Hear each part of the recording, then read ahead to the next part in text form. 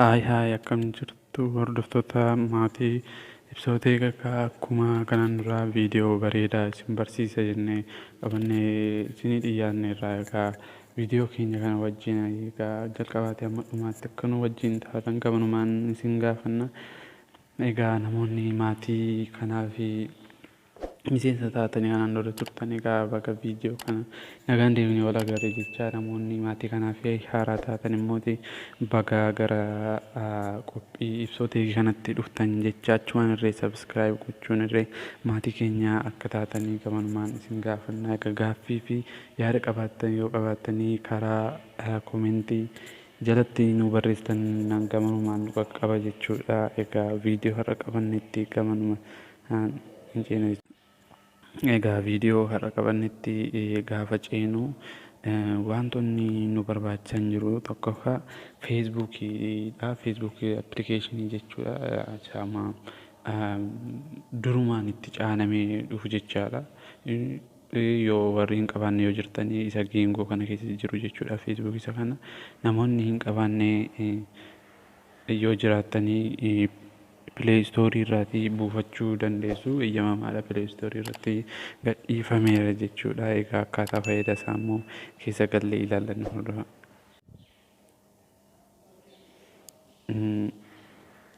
Egaa akkuma argaa jirtan egaa kunooti egaa jalqabumaatii kaasnee egaa foloo hubatanii kana foloo hubatanii akkaataatti banannu yookaan immoo karaatti namoonni akkamittiin nu hordofuu danda'u isa jedhamuu fi mala gaarii tokko qabadhee isinii dhiyaadheera jechuudha. Mala baay'ee namatti toludha.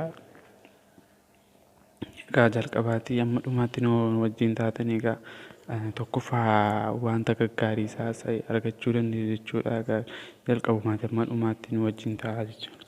Egaa achiitii sanaan booddee egaa wanti gochuu qabnu jalqaba irratti foloo hubatanii kan argachuu fi wanta bifa diimaa geengoo diimaa kana irra isinii kaa'ee irratti hin cuqaastu. Egaa akkuma argaa jirtanii akkanatti nuu fideera. Sanaatii achi seeting indee privacy an jettu tokko jirti. Ishee kana jechuudha. Seeting indee privacy ishee jettu irratti kiliikiin goonaa jechuudha. Saniin booddee ammas seeting ishee jettu irratti kiliik goona jechuudha.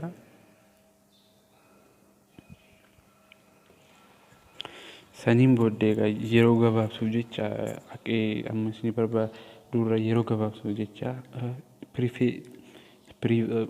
privacy setting jettanii sarchi gootu dhiifama guddaa. Privacy setting jettanii sarchi gootu.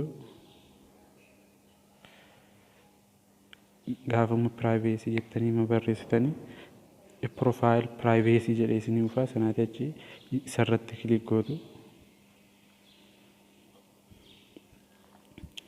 Egaa akkuma argaa jirtanii filannoo hedduu isaanii fideera. Nuti as keessaati yookaan you friend request ishee jettu kana hin filanna jechuudha.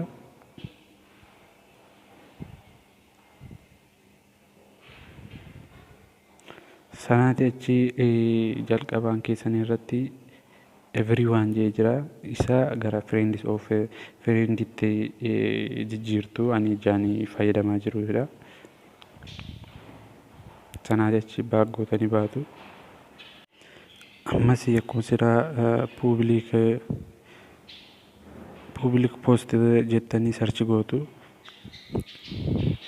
Irratti kiliik gootanii cuqaastu. Sanaatii achi wanta isin gaafatu gaaffima hundumaa kamii isinii haa ta'u, kan qofii keessanii moo kan hiriyoota keessanii moo kan walii galaa isiniif haa ta'u waan jiru hunduma isaa publikii gootu. Isa everyone friend of friend akkasitti fidus everyone gochaa akkasitti adeemtu. Haala kanaan guuttu. Sanaatii achi seef gootanii baatu jechuudha. Erga seef gootanii baatanii gara profaayilii keenyaatti hin deebina jechuudha. Erga profaayilii keenyatti deebinee booddee sanaatii achi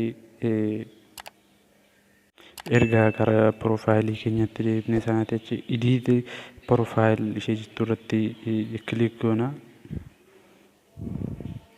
Sanaatti achi akkuma argaa jirtanii kana diiteeyil idiitaan jettu irratti ishee kana irratti idiit ishee jettu irratti kun akkuma argaa jirtanii geengoo irratti kaa'e kana idiit ishee jettu irratti kilik gootu jechuudha. Sanaatti achi umarraa lakkooftuun follow button kana yoo akkanatti isinii jira akka appiiriin taanee fi akka tiikiin taanee fi tiiktee yeroo adda baafatanii yoo tiiktee jedhate seef gootanii baatu tiikiin taane taanaan tiik gootanii baatu saniin booddee seef jettu jechuudha. Egaa umarratti akka follow button keessanii akka isinii dhufuuf yookaan immoo ni kan hoddaa akka inni hojii jalqabeeru ilaaluu fi sanaatti achi yooma mallattoo tuqa 3 kana ishee irratti kilik gootu. Egaa sanaan booddee akkuma argaa jirtanii view asaan jee dhufeeru tokko jira ishee irratti kilik gootu jechuudha. Egaa akkuma argaa jirtanii kunooti egaa follow button naaseeneera jechuudha. Haala kanaan follow button fidannee hordoftoota hedduu isaanii baay'ee godhachuu dandeenya. Haala garaagaraati wantoota garaagaraa barsiisuu yookiin haala kanaan follow button keenya fidannee namoonni bakka walumaa gala daarektii follow nu godhanii wanta nuti barsiisuu barbaanne hundumaa isaayyuu arguu ni danda'u jechuudha. Egaa viidiyoon keenya haraaf qabannee kana fakkaata. Egaa viidiyoota akkasii qabaannee yuutuubiis yoo daawwachuu feetanii tokkoffaa diskiripshin boksii jalaa liinkii isinii kakkaa'eera achi jalaatti irratti kilik gootanii ilaaluu dandeessu. Isa kana malees yuutuubii koo jala galtanii viidiyoo gagadhiifameeru hammi tokko jiru isaaniin idiit gochuu dhiifama daawwachuu dandeessu jechuudha. Amma qophii haaraa yookaan viidiyoo haaraatiin walitti deebinutti horaa bulaa deebana.